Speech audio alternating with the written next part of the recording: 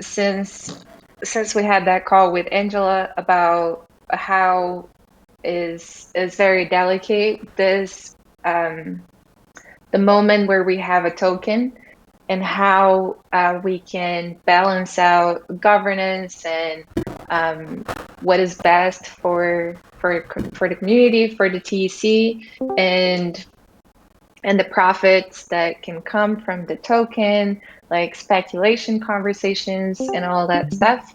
And one of the principles from Ostrom that is the one that I think the most is how to create a balance between provision and appropriation of resources is principle 2. And I think a lot of our structure comes from like thinking about this and how to have a sustainable economy. And every time I think about this, I feel like the answer is not super clear. And even being in a token engineering community where like we're talking about economy all the time, and there are so many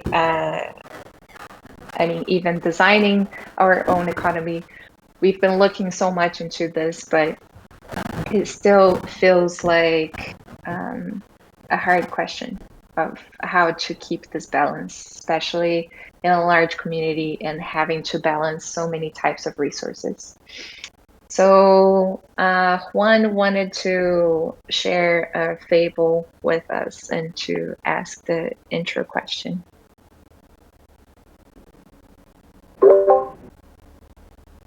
Yeah, thanks, Livy. Hello, everyone. Well, this is a fable from Aesop. So it's like an ancient Greek fable, and I have shared it before, but it's great to remember this kind of reflections like more frequently. So it says, a cock was once strutting up and down the farmyard among the hens, when suddenly he spied something shining amidst the straw. "Hoo ho!" quoth he, "that's for me," and soon rooted out from beneath the straw. What did it turn out to be but a pearl that by some chance had been lost in the yard? "You may be a treasure," quoth the cock, "to men that prize you, but for me I would rather have a single barley of corn than an egg of pearls." So yeah, the message of this fable is that I will paste the fable here. That the value is in the eye of the beholder. So some people may see more value from a corn than from a pearl. And in this moment, we are facing into this moment of what's the value that we all are going to have for our token, because there's going to be like a value that is reflected in the price, but there's also a personal value that each one of us gives to the token. So yeah, what is the value for the token for you? Like, does it mean, what does it mean for you? So that's the question. Like, and we have seen like several cases, like people trading 10,000 Bitcoin for a pizza. And yeah, what's the value that you are going to give to this? And because it's going to enter into a market, and maybe it will be exchanged. So you have to be mindful of what are you going to exchange for this token, and not change like gold for corn. Or yeah, it's just to make a reflection. And if I initialize, like the value of the TEC, for me it's an opportunity, and I feel that there's no money that can buy the opportunity that I'm at right now, and it's the opportunity to do something impactful for not only for me but for what I think to be the best ways of building a better future. So yeah, I personally I'm a hodler of what I think that are valuable things, and I don't like to exchange them a lot when I think that they are really valuable. And I'll pass to Livy.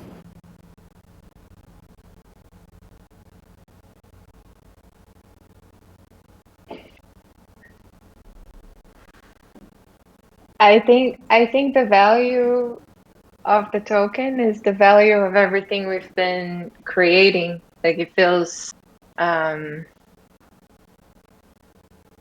don't know, it's the most concrete I think I ever understood production of value, because we started like when things start from very little and then they grow into something so huge that it's not immediately attached to financial to a financial power, but then that turns into become like financially powerful. It feels like all of this invisible that was created becomes tangible. So I feel like, yeah, everything, all the knowledge we've been producing, all of the products we've been creating, all of the things that people can use, all the interactions that people can have. Yeah, this environment that we created, I think, is like symbolized by the token, and that this token will help us to continue to make decisions for how to continue producing value and maintaining the value that we already created, and how to fund token engineering for that to be like actually the base value that we have. I don't know, it's a bit confusing to put into words. So I'll pass to Tim.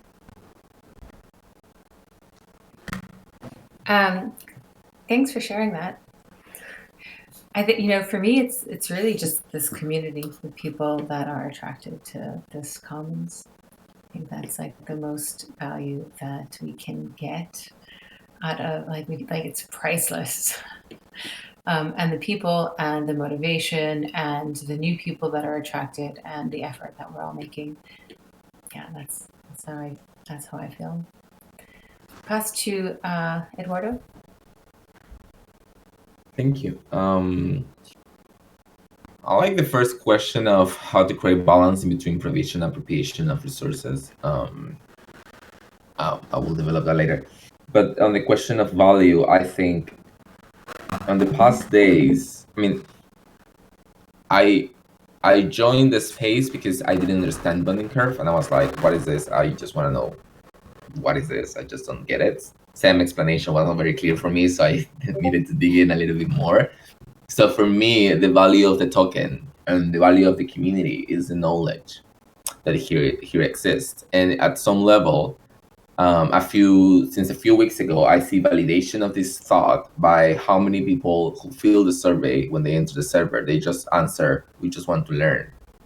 There is this. I had a few calls past week with people who were like, "Oh yeah, I just want to learn," and I feel this is such an undervalued, underestimated aspect of a token, and I think that's something that not even benefits the token, but benefits the community, benefits the ecosystem, benefits So for me, passing on the knowledge of the token ethic, the token cultural build, and all this stuff, I think the value for me is there. The price can go up, the price can go down, but you can apply this knowledge anywhere and everything, whether the token of the value goes to zero. The knowledge that you got out of participation of the community, you can still apply in your real life. You can still apply it on your family, your governance, your wherever you go. So for me, the value is the knowledge. And I will pass it on to Nate. Thanks, Eduardo. Yeah, I kind of feel the same in a lot of ways with Eduardo and Tam. For me, token itself is the value is derived from utility, and the utility of that token can be any number of things. But I think that's the beauty of it, is that you can look at something like Bitcoin and say, okay, it's a store of value, but if a community decides that it wants to just use it as access rights to a Discord channel, well, guess what? That's the utility it has and the value it reflects. And so I think the beauty about all of this and the value that we create is that we have a say as a community and as individuals to use this tool to the benefit of what we're trying to create, and that is to create this model for building a commons around the development of a public good. And utilizing that in that way is pretty amazing. And I think that utility is highly undervalued. And so I think that it's just kind of one of those things where I just look at it as a tool, and at the end of the day, it's the community that decides its value and how we utilize that tool for our own ends. So, yeah, I'll pass it to Nick. I think it's proof that people can work on things together, on things that align with their values, and that be the focus versus monetary reward. It's like a ticket towards a future where people are working together for the benefit of all versus like the benefit of only a few, thus maybe creating the possibility of like moving away from money and just focusing on mission alignment for work. And it's representative as well of possibility of individuals flourishing. And okay, it's representative that individuals can flourish and work together as like a collective without losing their individualities. I'll pass to Septi. Yeah, for me, it's like, yeah, you need to choose what it is to respond to, right? Like, if you have most of them, you can fund projects, you can decide to fund projects, like, they align more with what you want to see as a public good in the future. Like, I don't know, like, if you want funding costs, you fund proposals that are aligned with funding costs. And yeah, like, the ability to choose, what's the next big thing that you want to fund. Yeah, that's the value of the token for me. I'll pass it to Madrid.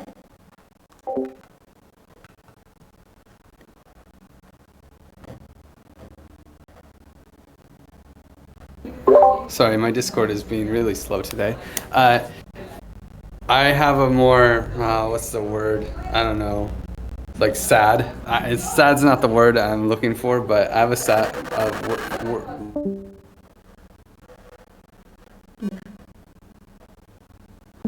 Super sad. Yeah, that was incredible. That was very The dramatic, Griff.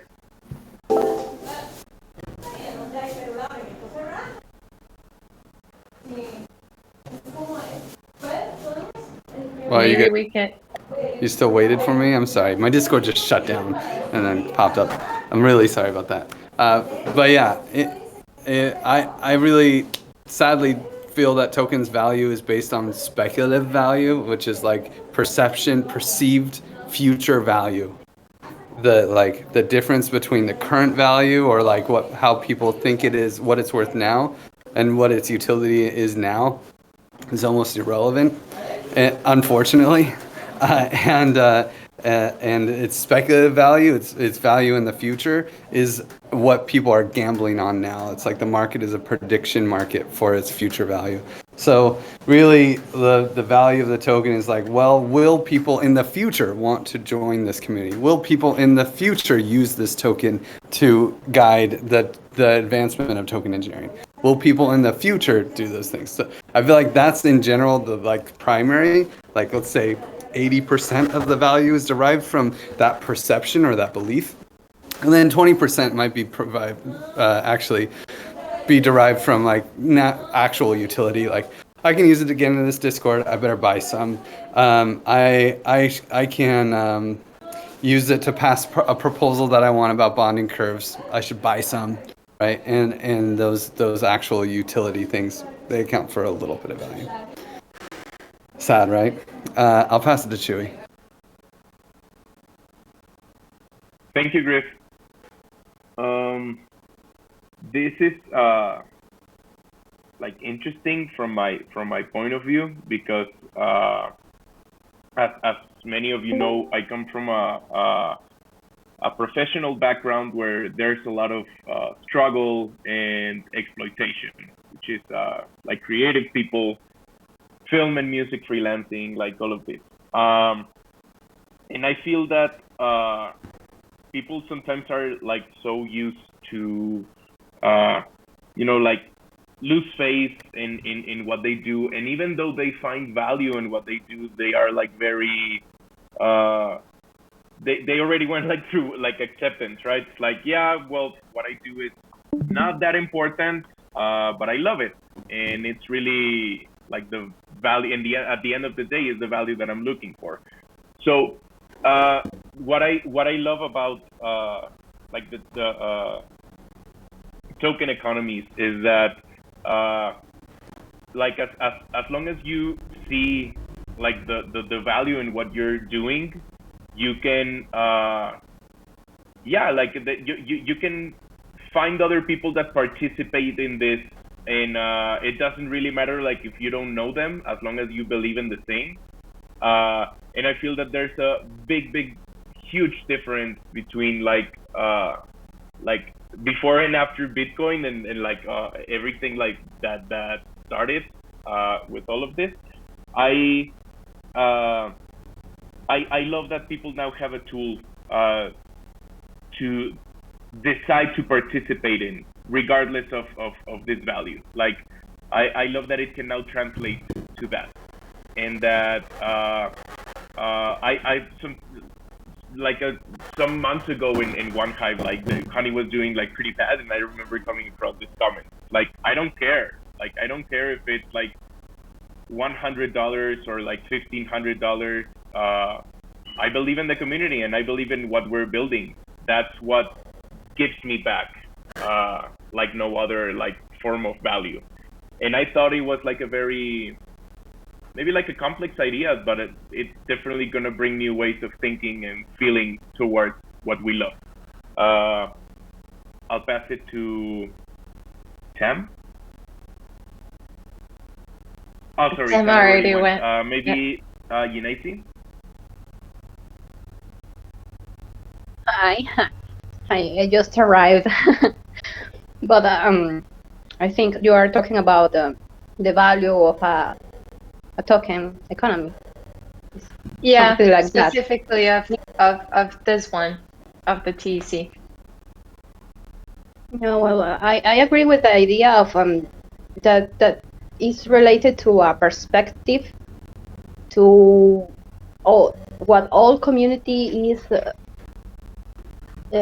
agree with, and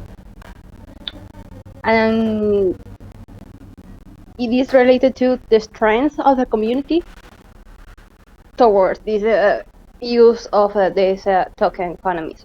I think that's my perspective of this.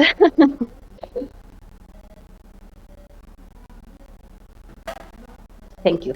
I don't know. I pass it to the other Thank person you. that would speak next. Yeah, I might be last. I liked a lot of what Livy and Griff said, and I think maybe part of the conversation got sidetracked by the value of TEC as an organization.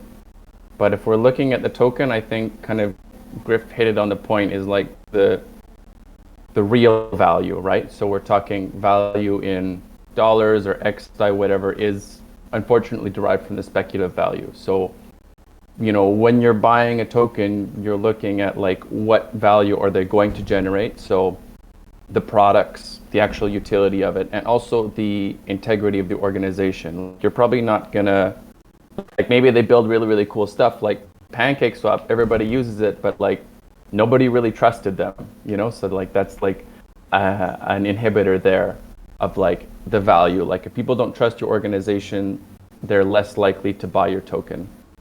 And then part of that is like, how do we value the products that are created by working groups or entities that are looking to form their own DAOs? So Gravity wants to become their own DAO, but do we derive value from them within the context of the TEC token? How does that work? And if Comms wants to, make their own working group or separate DAO, like, are they still benefiting from the value that's created from the TEC token? And how do these all play together if these separate entities want to become separate, as part of the larger structure, as part of the larger token economy, I guess you could say. And my final point is that an extra consideration is that we have to consider even the most value-aligned contributors will very likely sell TEC tokens. If you're rewarding people in TEC tokens, I don't think it's unreasonable to expect them to sell it to pay for their stuff.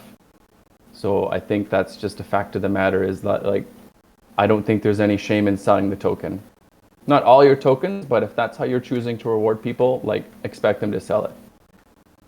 And I'll give it back to Livy. Thanks. Hi, Musashi. We're just ending this round of an intro question. If you want to share a minute of what is the value that the TEC token has in your view.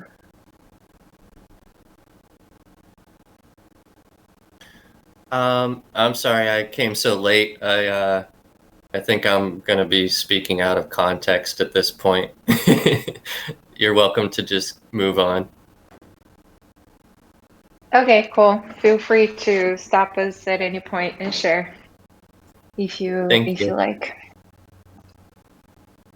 So, cool. Thank you, everyone. That was really insightful, and I think we'll have a few more sessions to explore like this economy aspect of the second principle of how to create this balance between provision and appropriation. I think we've been talking about for a long time, but now we're starting to get more context to understand what are the resources that we have and how they are being provided and withdrawn from our system.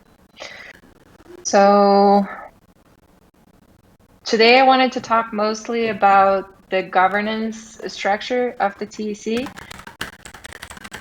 I know also we've been talking about this for a long time, but I was working in the decision-making guide and I had some questions.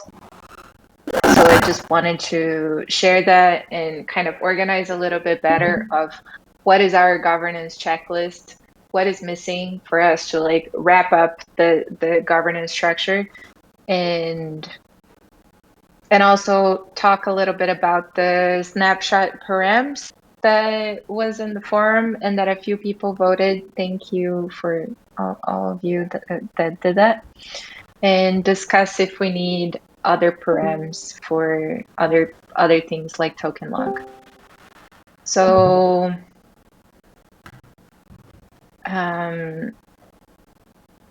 I think I'll start by sharing this a little bit. I worked on this for a few hours today, and then it started to get a little bit fuzzy, and I don't know if it's becoming too complicated or it needs to be complicated because it's what it is. And then when we have the graphics, that will be like easy to, like, you read something, then you can see it, and then it makes sense.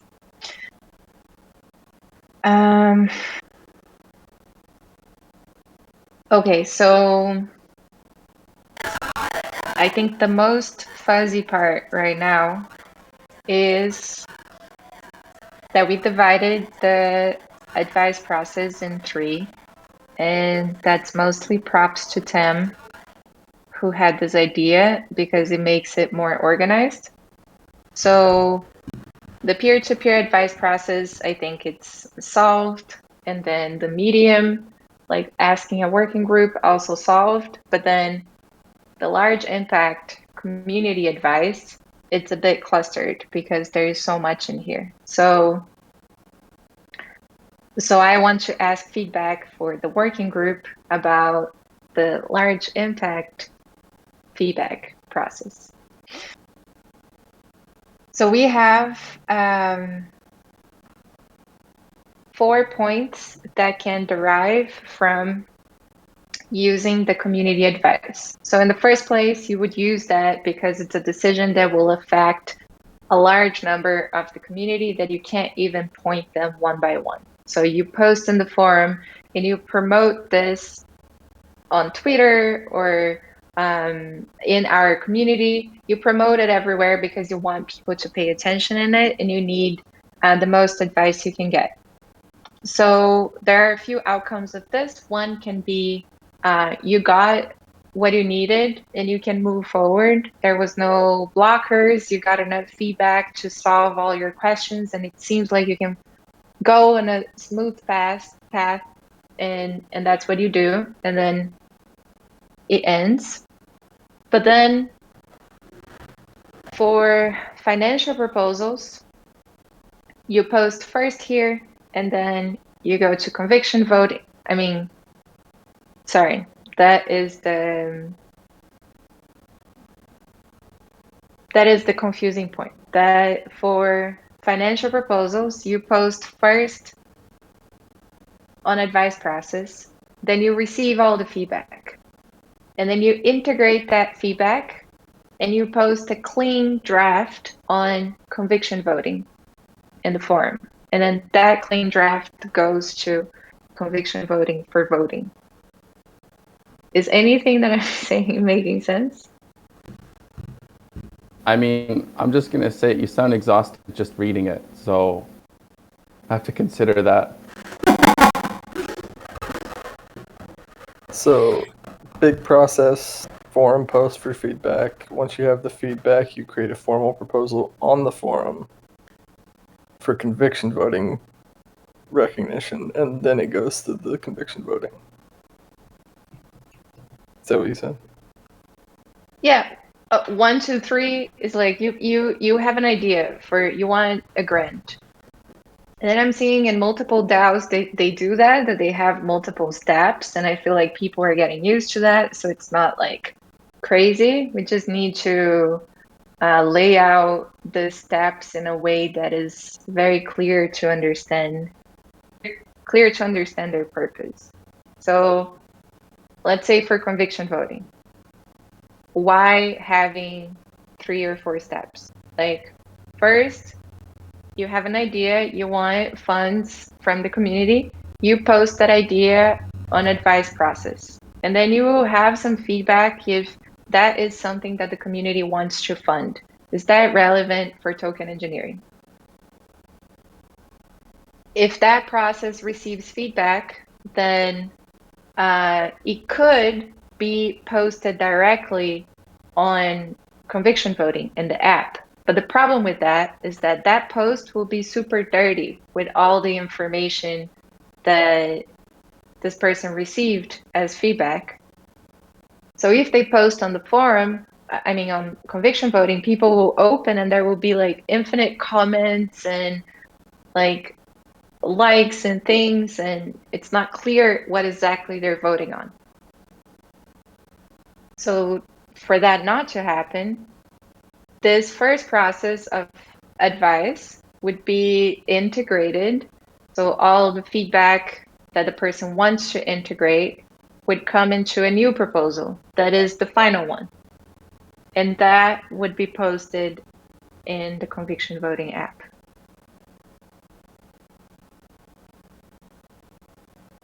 Is there any scenario that a financial proposal would use TAL voting rather than conviction voting?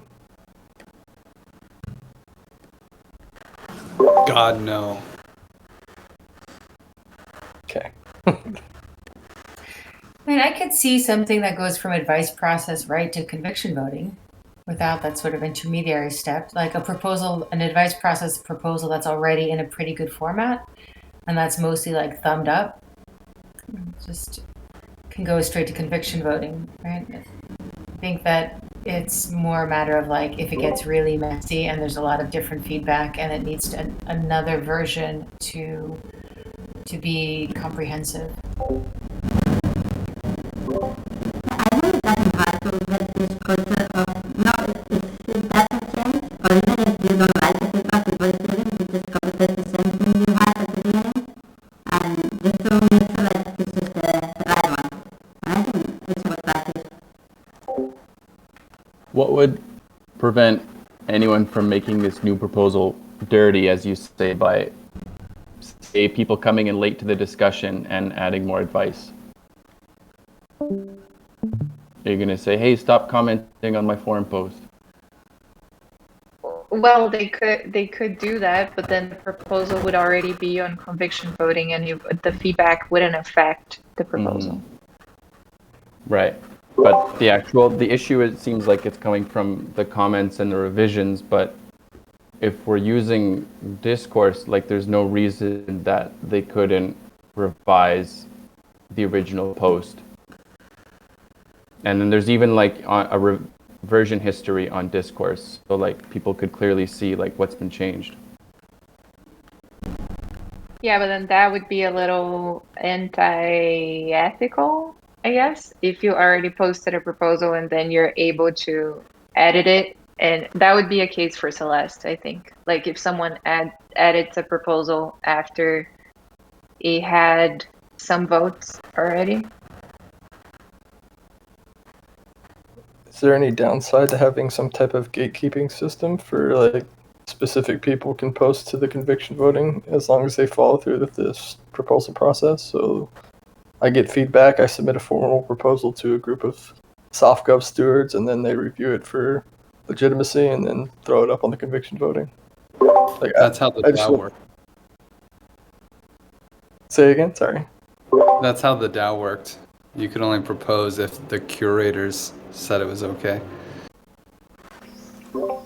Is there a fundamental downside to that? We'll have a process of a crowd curation by advice process, right? It would be a little complicated to add that in. It would just be a little complicated to add that in the smart contracts and all that. But it wouldn't be insane. So there's another entity that's like the gatekeepers for people to make proposals on conviction voting? Yeah, I don't really like the idea personally, but it's not impossible. Yeah, I don't like it too. I think we have enough like cushion everywhere for that not to be for us to not need that. Yeah, basically Celeste just goes the other direction, right? Anyone can propose, but anyone can also like say that's not good after the fact. And as long as the voting is dispersed enough through, there's enough people voting, then it shouldn't be a problem. And the conviction grows slow enough, it won't be an issue.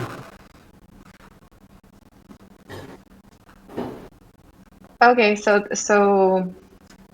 is it okay to move? I think Tim, you just had a comment that maybe it could be that it goes straight from there.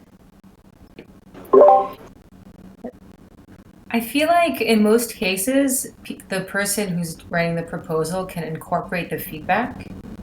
And if they want, they can then submit it for like another eyeballing. But also, it can be an unnecessary step in a lot of cases. I feel like once you incorporate the feedback, then you post it in conviction voting. And forcing people to put it in the forum before might just introduce friction. That's not necessarily necessary. Like introducing a second forum post, you're saying? Yeah. I don't think people should not be able to post it again and be like, okay, here, I've incorporated everything. What does everyone think now? Like, is it going to pass, right? before I pay the fee. I don't think that that's disallowed. I just don't know that it should be required. Was my Yeah, I mean, go ahead, Zep. I was trying to say that just go in one hand, like in the conviction voting, like there's no, normally the proposal is linked to a form set, so there's not enough space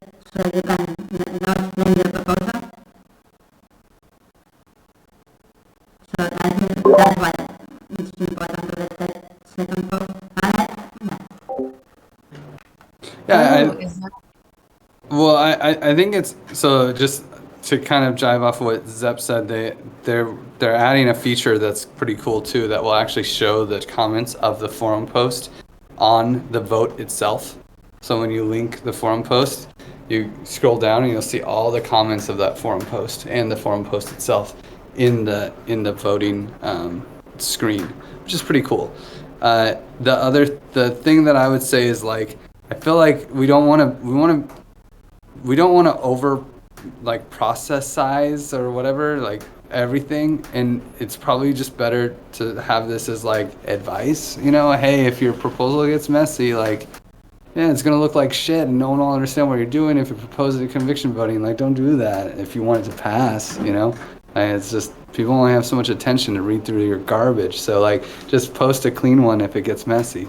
It'll pass better that way, just kind of like align it with their incentives. And I don't think it has to be these I think what's really hard is making processes and as requirements that we can't really enforce.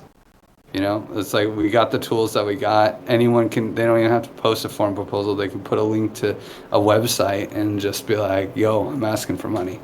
We can't really stop them from doing that unless we put it in Celeste somewhere that's not allowed, or, that has to have a forum post, it has to follow this process in Celeste. Then I guess we could stop them. But it's like, if we keep it chill and just use and say these are our cultural best practices, and then as the core community we vote along those cultural best practices, then it'll enforce itself.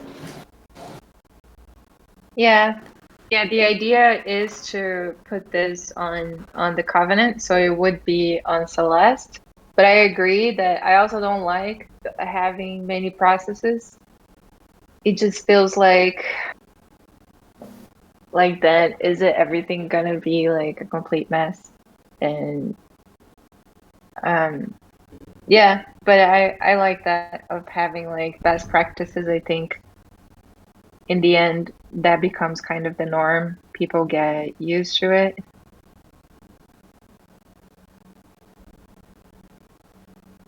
And then another question is that now the structure we have in the forum is that we have like the advice process section and conviction voting section and whatever, we have them all divided. But then if we're not enforcing that, like that they would submit to advice process and then after put into conviction voting, then maybe better we have no sections, we just have proposals in the forum. And then you can add labels. Do we have labels? I don't think we do. There's got to be labels. I'm pretty sure there's labels in Discourse. Somebody thought of that. But yeah, you could just have like, advice process, conviction voting, advice process, DAO voting, advice process, blah, blah, blah. And then you can remove advice process. When it's done, you can add something like vote now, I don't know, whatever. And I think we do it on the Giveth forum. Like when something passes, we add a passed label to it, and then it's clearly there without having to actually move it around on the forum. Do we? I think we just changed the title to say passed in caps. I saw a bunch of like label states in Discourse, but I could be talking out my ass right now. Just on the Giveth part, because I know we just put all caps passed, but that doesn't mean that we don't have labels,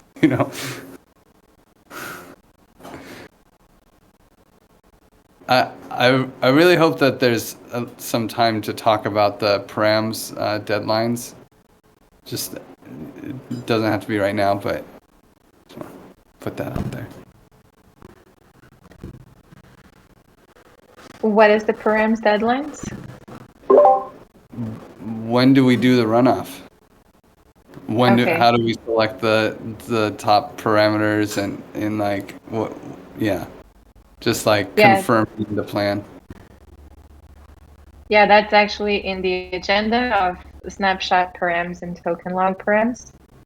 So we've been doing token log params kind of on the like a very informal process. And last time we had some problems with it. because I picked a number out of the air, and then that number later was like, oh no, that was a very dumb number. So we should have like a thought out process before to have a standard of how all the token log votes are going to happen. So we don't need to think about this every time. I don't know if there will be so many other times, but some of the questions are like, how long does each phase last?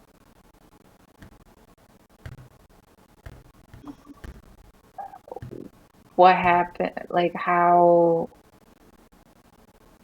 many votes a proposal needs to go to the runoff?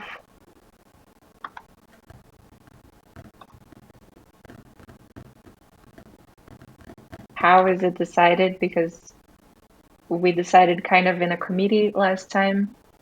And then I don't know if we want to have some rules that we just go by them, or if we want to continue doing these meetings where we look into each proposal and then kind of decide together. The reason we had the committee was because there was no good way to avoid like proposals splitting votes, or like if there's a proposal, like let's say that there's 4 proposals that have really great parameters, but the vesting is a little bit different on each 4. It's just a little different, you know, but then they don't make it into the top, you know, 5 or 6 params because they split the votes. But if you added them as one, then that they would be the best proposal. They'd be the proposal that everyone voted for. So like, and then we're using quadratic voting, and so things get a little complicated there. And so having a human eye on the runoff selection, I think, is valuable. Yeah, we can probably set up something like how, like some standards for it. Like if a proposal has like X forks, then, or that we should sum up the votes of all the forks of the top proposals to evaluate. And they might not even be direct forks, you know, like that we can track. They might be independently, but very, very close. Independently created, but close. Like I might fork a proposal and then change almost all the parameters.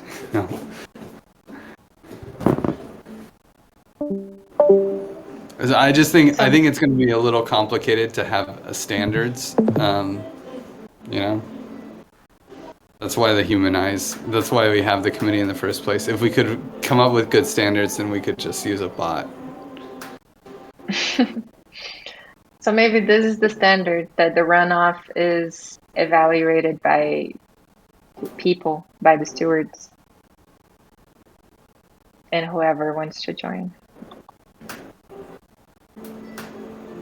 Yeah, and we took great notes on the lessons learned last time, and I linked the doc below, Hatch lessons and moving forward. So there's some interesting things in there that we collected from doing this the first time. And yeah, and so there's data there that's worth looking at. But the big thing that I'm curious of is like, everything's working now. We can launch the param parties. We could set a date for when we vote and then extend it. We can set a longer date. You know, when do we want to end this thing? How do we decide how to end, like start the runoff process? Like, I feel like having the committee to pick the things in the runoff like we did last time, I don't feel like that was challenged by the community or anyone felt so off by it, and I think we did a good job. The big thing is like the timing. We're at the end of the last one, we're all like, man, I wish we had more time, you know? And so playing with that was a lesson learned. But then at the same time, we need to launch this shit. So like, how do we When do we end this? When do we call the runoff? You know? And what does it take? I feel like there's a big, like the one big difference between the hatch DAO parameters and these are that these parameters have a larger variability and differences, just because you're dealing with so many different parameters than we were before. And so like identifying certain parameters that are clearly need to be represented, maybe even like transferability or like maybe having one of those proposals offered, or you know, like there's certain aspects of some of these parameters that are undesirable for the community that we should probably highlight. But I don't know. I just wanted to throw that out there.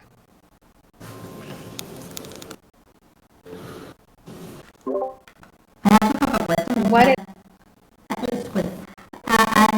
Yeah, like for example, like we are voting for the Params, and you know, like okay, this is the Param winner.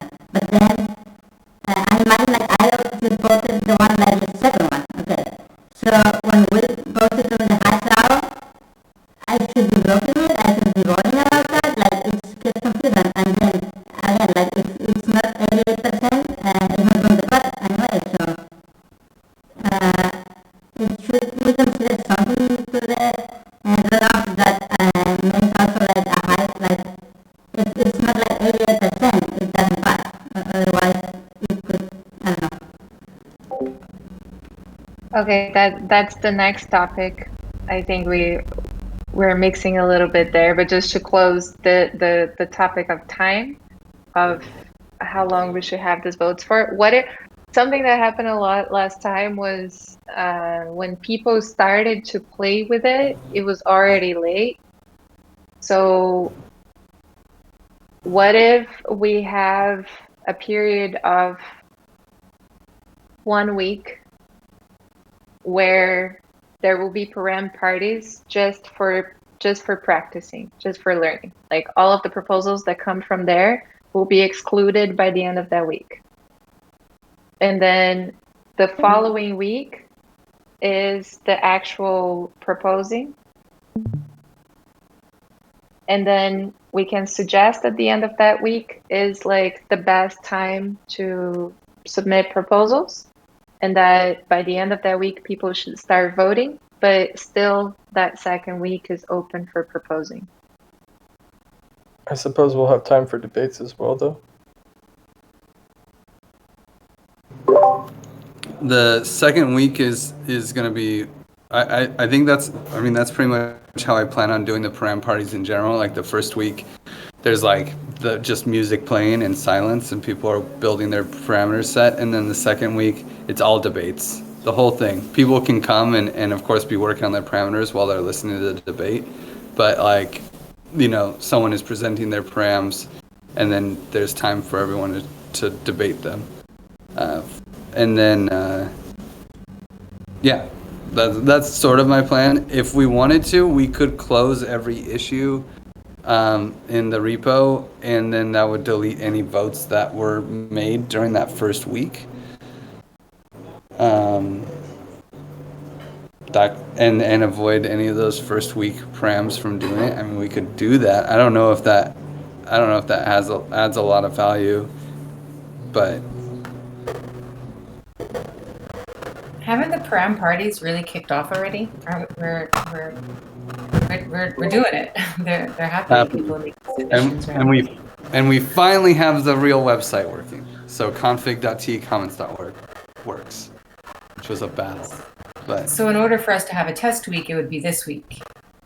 Basically, the next few days would be testing.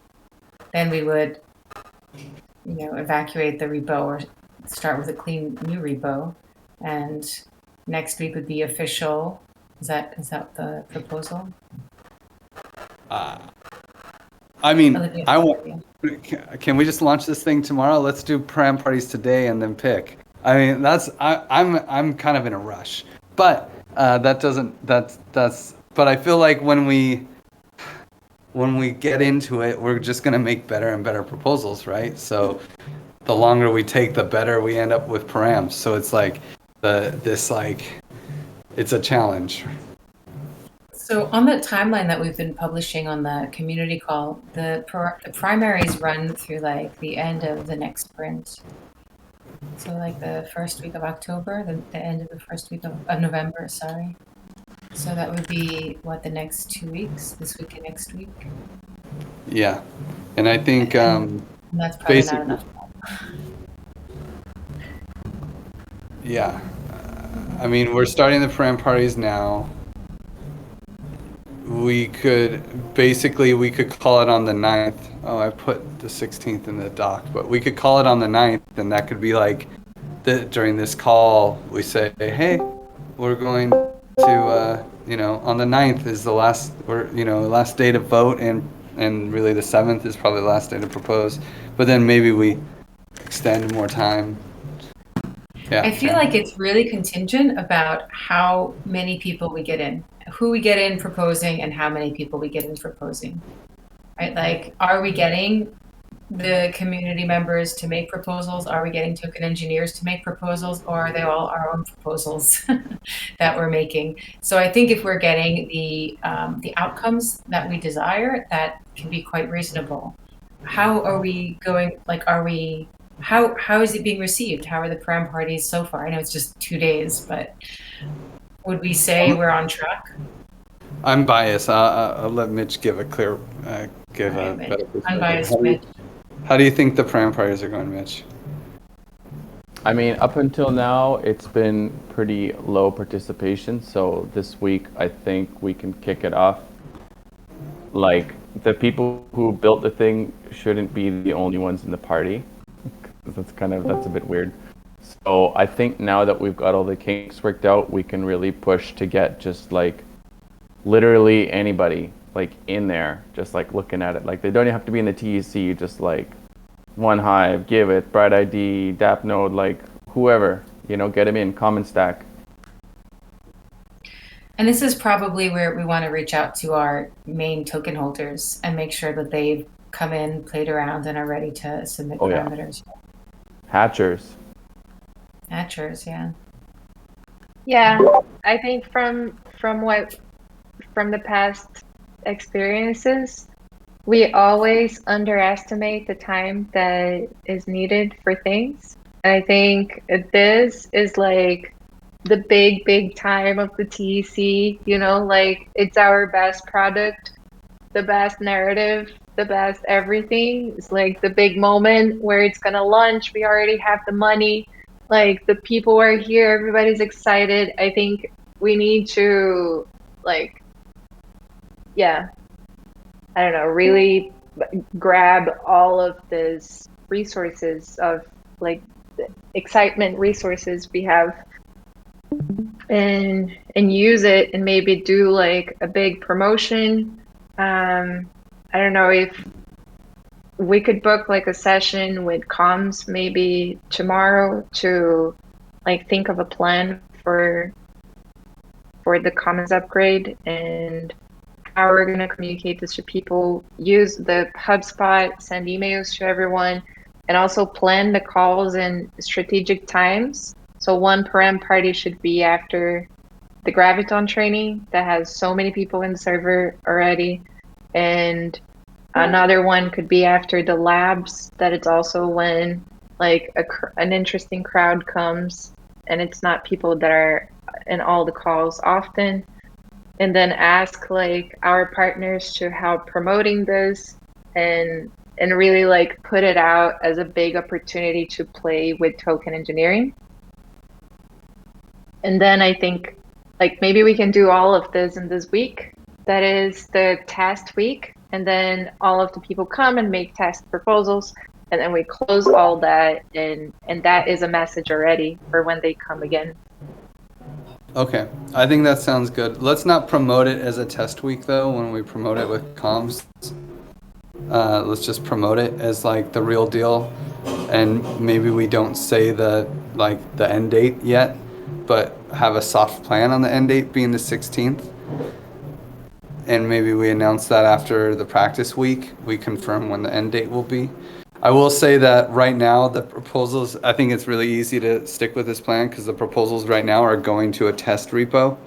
The repo says test. you know, when you make a proposal.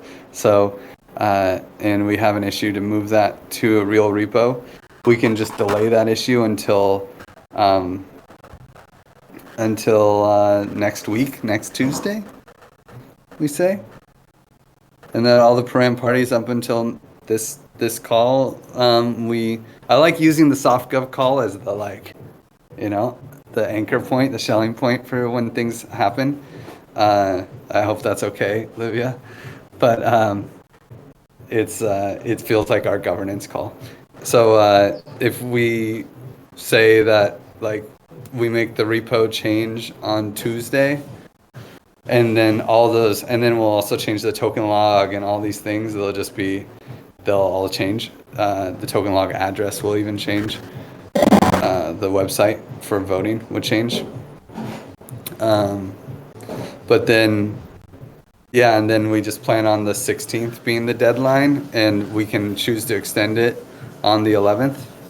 And we could just be transparent about that based off of how things are going. We might extend it. So don't vote on things until after the 11th. Yeah, that sounds good. And we didn't cover like as close as what we had to in this call, but I just want to promote this again for everyone to take a look. We have 7 votes, I think, so far. 8. Cool. Just to have an idea of how are we choosing the params for snapshot. And this is just a signal, and then we're gonna probably post on snapshot to decide the snapshot params. But yeah, if anyone has comments on how it should be different than what is proposed here, then please share it, and we can decide this before launching the token log voting experience too, because we need to have this communicated there.